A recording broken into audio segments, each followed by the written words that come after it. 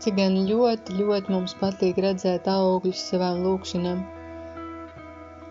Reiz es uztaisīju savu mazu lūkšanu grāmatiņu. Katru dienu ierakstīju kādus 10 cilvēkus, radus, draugus, apkārtējos. Un tad pēc kārtas katru dienu palūdzu par to un par to.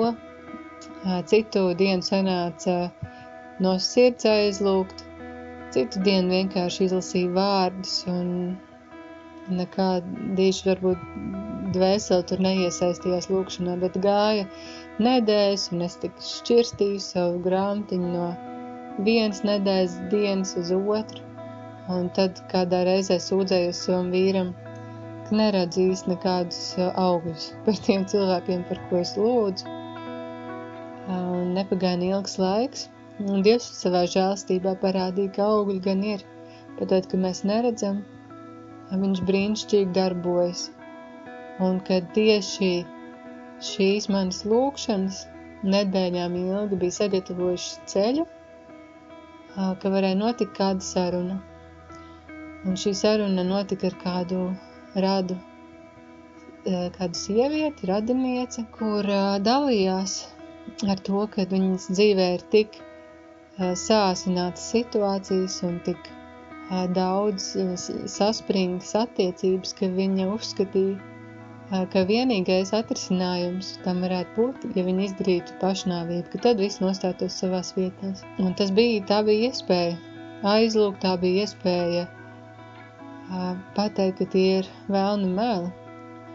Un es ticu, ka tieši šīs lūkšanas viņi bija atturējušas, un šīs lūkšanas bija tās, kas bija sagatavojušas ceļu arī mūsu sarunai. Ka viņi tiešām varēja uzzināt arī par Jēzu, ka viņa var grūtos brīžos pati lūgt, un arī, ka viņa vairs neklausās tos velnu melus, ka tikai ar viņas nāvi varētu kādas lietas atrisināt.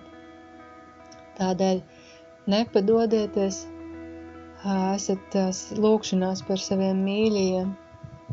Es ticu, ka tiešām neredzami eņģeļu karapulki cīnās tajā brīdī, kad mēs lūdzam.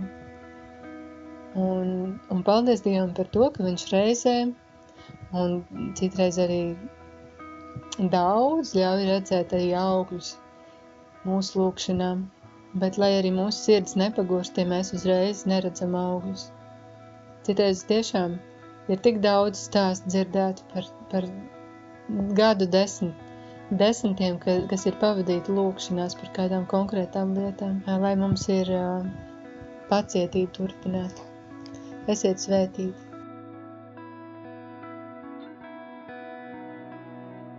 Paldies, Dievs, ka Tu savā labvēlībā ļauj mums ieraudzīt lūkšanu augļus, bet ka ne no mūsu darbošanās, bet no Tavas žēlastības tiek piepildīts mūsu lūkšanas par cilvēkiem, kurus mēs nesam savās sirdīs. Paldies, Dievs, ka Tu izjauc visas velna viltības un atmasko visus melus. Mēs lūdzam, nāc Kungs Kristu, nāc Kungs Svētais Gars un apklāj ar savu mīlestību katru vienu cilvēku, kuru nesam savās domās un sirdīs.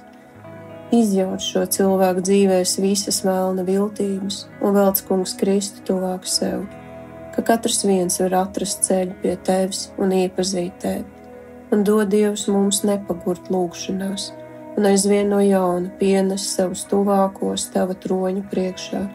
To lūdzam Jēzus Kristus vārdā. Āmen. Aicinu piedalīties audio liecību projektā Mīlestības ceļš liecībās arī tevi. Ieraksti balss ziņās savu stāstu, kā Dievs sevi ir tev atklājis, ko viņš ir darījis un kā Jēzus ir tev palīdzējis, uzmundrinot, samīļojot, dziedinot, stiprinot. Esi daļa no dzīvā evaņģēlija pasaulē un ieraksti savu audio liecību telefonā, izmantojot balss ieraksta aplikāciju un nosūti to uz e-pastu liecības@gertrude.lv